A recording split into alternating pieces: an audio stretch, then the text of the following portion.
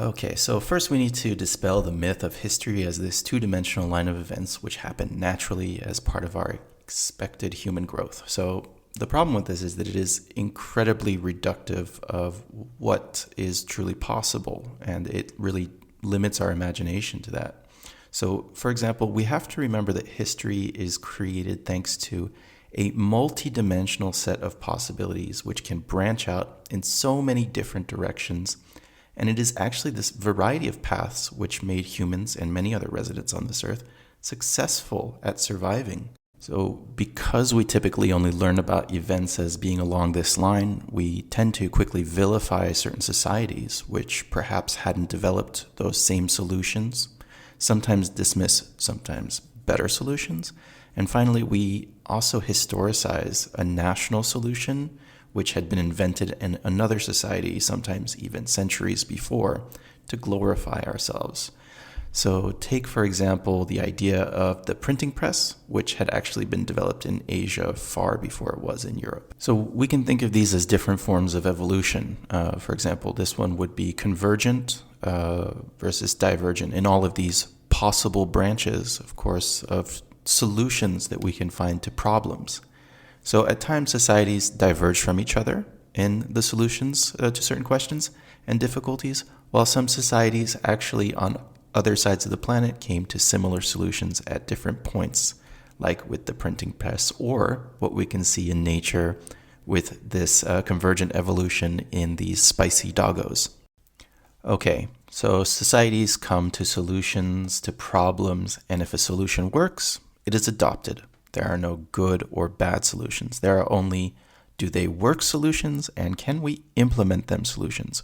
We're not thinking too far into the future with these. Out of these solutions along these multidimensional pathways, many were coerced into using hierarchical models to run their societies.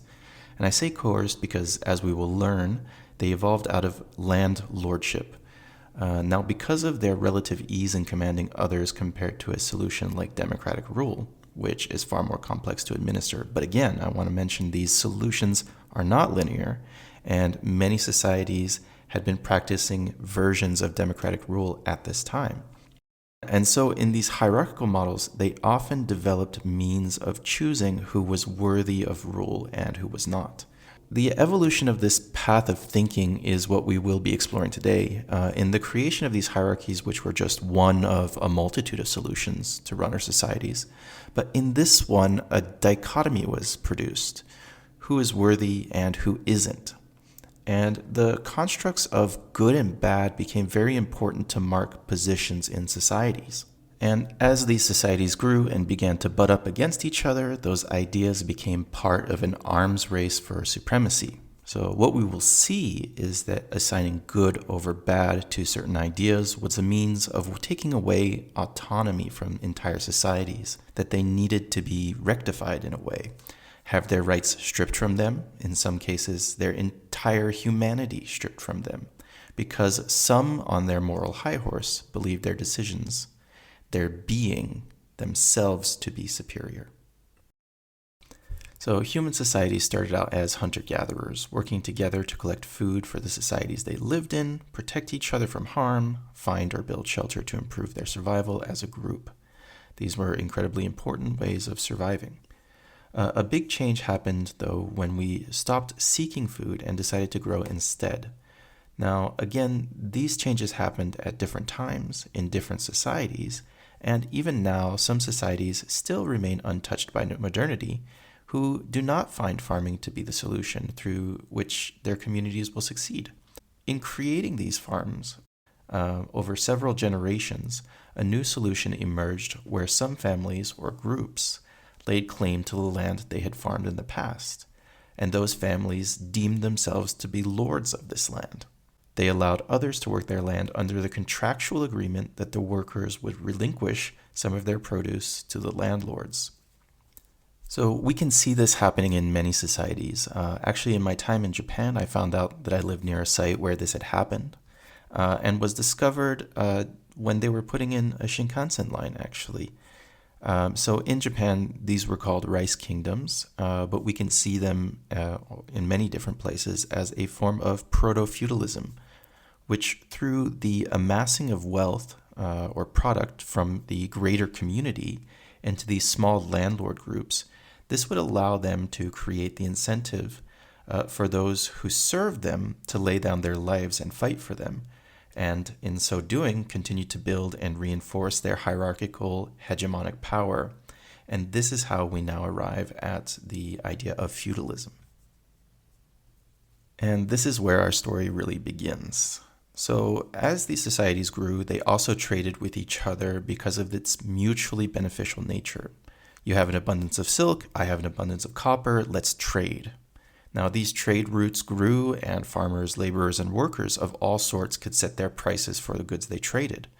Lords and leaders set tariffs and taxes to get a cut of the trade, as they had constructed the notions that they deserved it, and because of this resource asymmetry, some often, sadly, had to resort to stealing to stay alive.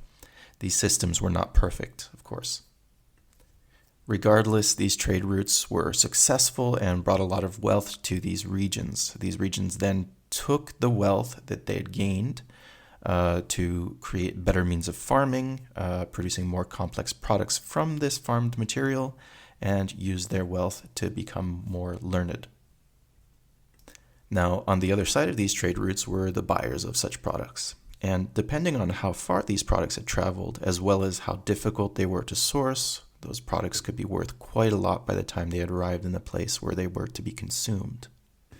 The spice trade is one such example, where the spices which had traveled from the east arrived in Europe and were worth more than gold, like pepper, for example. This is why only the nobility, again, that group of landlords which had constructed their position so strongly that they now led empires and kingdoms in Europe, could consume them. And we have to note that the only reason they could consume them was because of the labor of the people they had enslaved. Now, in a bid to remove those logistical transport costs, great advances in sailing technology were being developed around the world, and trade routes that circumvented land were developed, which made it easier to bring those products to their destination and with far less crew to pay. This was true both in the Middle East as well as in Europe. Early forms of competition sprang out of this. If European nobles could send their sailors to collect the goods, they could deal directly with the producers and cut out the entirety of the human chain which had thus far existed.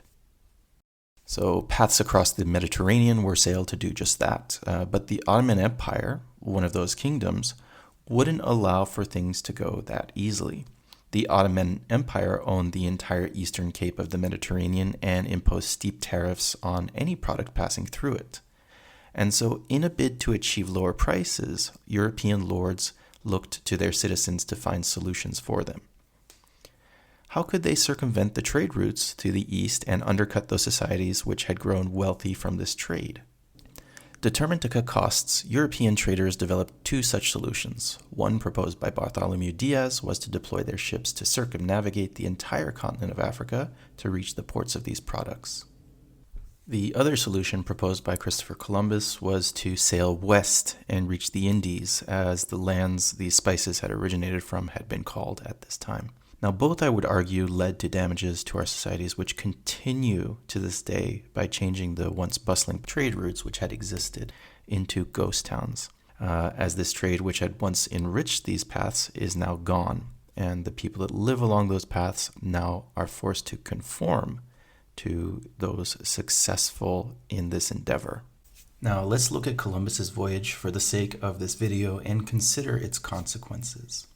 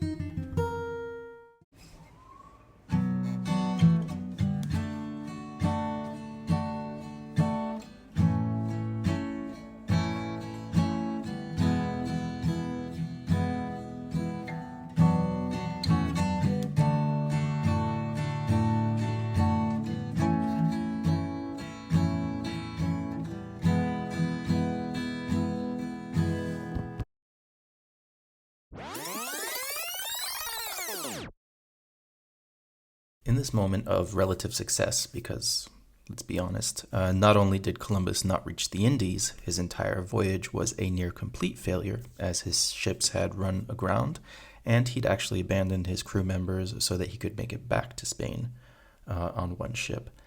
But in arriving back in Spain, he incepted the notion that Europe could simply claim these lands in the name of their constructed greatness, and also the Christian notion that they were shepherds of the earth and held dominion over its many creatures. Well, by reducing the people in the Americas as well as Africa and much of the Orient into varying degrees of fauna or animals rather than humans, they had legitimized it to themselves that they should be able to use those people as slaves. And from here, perhaps not immediately, but eventually many colonial powers grew out of this horrid notion, including Japan and the US and later Russia, which are all too often forgotten. So they stole the products which had been developed along these aforementioned trade routes, like the Silk Road, as well as those in the New World, like potatoes and tomatoes and maize, etc., and grew them on slave labor. This allowed them to produce them at a fraction of the cost which they had had on those trade routes. The African continent had its citizens ripped from their homes to serve as slaves in the new European colonies, growing sugar, cocoa, coffee, cotton, tea, etc. And those peppercorns, now having become the most basic spice to accompany European dishes and had previously been worth more than gold, this is because the humans who toiled over their creation had been slaved into that creation. The dizzying profits, by the way, is a neoliberal word that designates how much you underpay a worker. In the case of slavery, it's 100%. Those profits drove the further empowerment of these hierarchical nations who had cut the sources of income out of the old trade routes. And so now those also stood to be capitalized themselves, which, of course, didn't lag far behind, as Europe, Russia, Japan also colonized those areas. The U.S., also having gained a footing in its own settler colonial nation, also started its own colonial project using the same slavery its British counterparts had used. Now, I've created this visualization which is meant to kind of show a metaphysical representation of what was taken during the colonial period, and perhaps it will help to illustrate why we cannot so simply just move past this problem. In looking at this visualization, consider that each scoop is a people's children. It's their soil. It's the minerals contained within, the food grown from them, the products manufactured on that land, all taken, everything, and moved to the colonizing nation.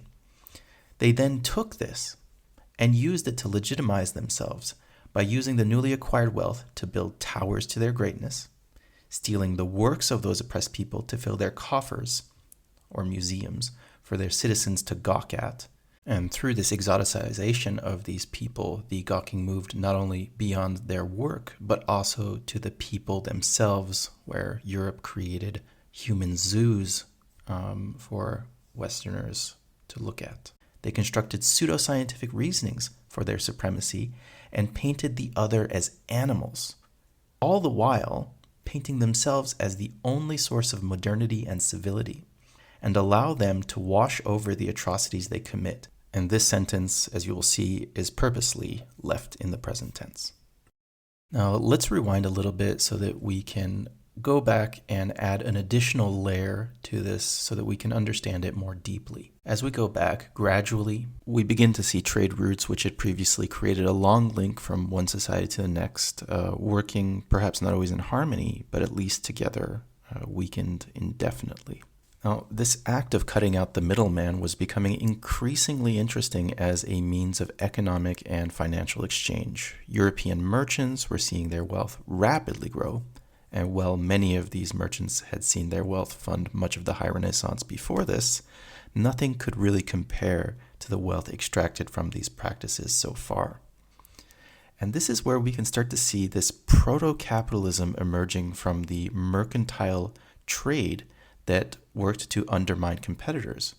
So when those competitors could be othered, deemed inferior, and demonized, this project started to gain a moral standing in Europe. It wasn't just profitable, it was the good and right thing to do to bring European ideologies to the world. These influences guided these societies, warping and being warped by the new wealth and local customs, such as Christianity, slowly creating this specter of a hybrid pseudo-theological economic system, which over time would evolve from a more utilitarian mercantilism to what is now capitalism.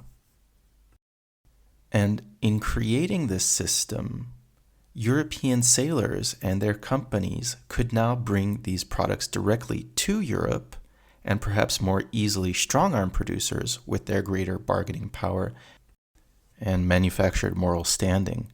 In fact, the first corporations were born out of this trade and had their own standing armies. The Dutch East India Company, which was tyrannical in how it conducted its work, and which the British East India Company would soon copy.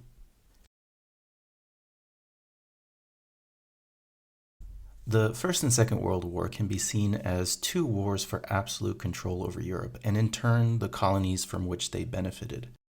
In the aftermath of both these wars, Europe had expended much of its financial resources, but also much of its military power. And many of those subjugated people from these colonies, having fought under the promise of freedom by their colonial oppressors, were, in a way, given it. Although, as we will see, not as promised. Because these people had been subjugated for generations, a mix of the imposed power and the indigenous power had formed. In fact, for African slaves, sometimes every part of their identities had been stripped from them and replaced with the situation they had been placed in, forced to claw a meaning and identity from what they had. And this is what Homi Bhabha would call hybridity.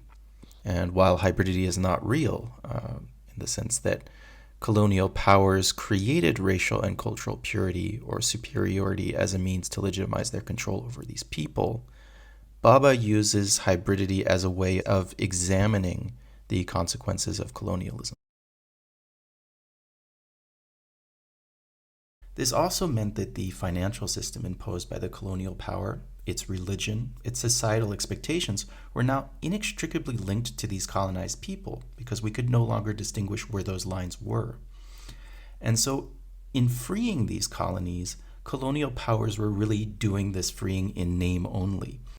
In fact, maintaining their hegemonic supremacy over them, as well as maintaining, of course, the inferiority which had been constructed over the entire period of their colonial captivity. One of the most important means that colonial powers maintained their supremacy post-World War II was through the economic system they had created. So capitalism, which is a system created for the colonial power by the colonial power, and was therefore perfectly suited to continue the colonial project. But this time, because the system was running it and not directly run by a government or corporation, well, indirectly, it was much easier to shift the blame to naturalistic causes. So, in fact, capitalism can really be seen as a direct continuation of colonialism. It was a transition from direct to indirect oppression, direct control through force, to indirect control through finance. And because some colonial nations, which had come out relatively unscathed from both of these wars, the US, had not been directly involved in them on their land, imposed a system which would more greatly benefit them and other colonial nations which they deemed favorable to a certain extent. And this is why, in a way, we have never really left the colonial period. We are not in a post-colonial period. We are actually, through capitalism, living through neocolonialism, new colonialism. Colonialism still pervades our every moment, and since unhinging it from its national sovereignty and instead assigning power to those with the most capital, it then stands to benefit those with that capital, as well as those with the perception of capital, or what is more commonly called hegemony. Consider that over the colonial period, colonial powers had instilled a sense of their own supremacy around the world, and they continued to use this. The US, Japan, Europe, and other colonial powerhouses still use this to this day to revise their histories in order to maintain the semblance of rightfulness and hegemonic power. This allows these nations to be able to manufacture the idea of development, for example, a developed or undeveloped nation, a first or third world nation, into these nicely packaged promises such as social and economic mobility, most well known under certain aliases like the American Dream. These are the illusion of upward mobility which entice people to toil under these hegemonic powers, granting them more power. On an international level, we may see some nations drain others of their most contributing members who seek those opportunities for themselves in those developed nations. Opportunities that don't exist in their country because colonial powers had mined them dry. Opportunities that also don't exist because colonial powers had ripped the means of producing and refining those goods from colonial subjects. We can see this every day. Look at your bag of Indonesian 100% Arabica coffee and look at your French coffee press or Dutch cold brew. This bean, which is so important to our economy in driving people to do the work they need, made its way actually from Ethiopia to the Arabic Peninsula, where it was then smuggled out by Dutch powers to be grown in Indonesia by its colonial slaves. This is just one example of many, but I ask that we open our eyes to them and learn the history behind them, which is often hidden to allow those hegemonic powers to maintain moral supremacy. The point here being that this system is still benefiting those who put it in place and who put it in place thanks to the power of colonialism. And so I hope that this entire presentation has helped you to be able to visualize the very beginning of where we came from and how those choices were not natural. They were really controlled in a sense and coerced in others. And now we have a way of being able to see that history and how it still bleeds through today. What I'm going to do now is I'm going to show you a couple of examples of it, which still permeate the world we live in today. Thank you.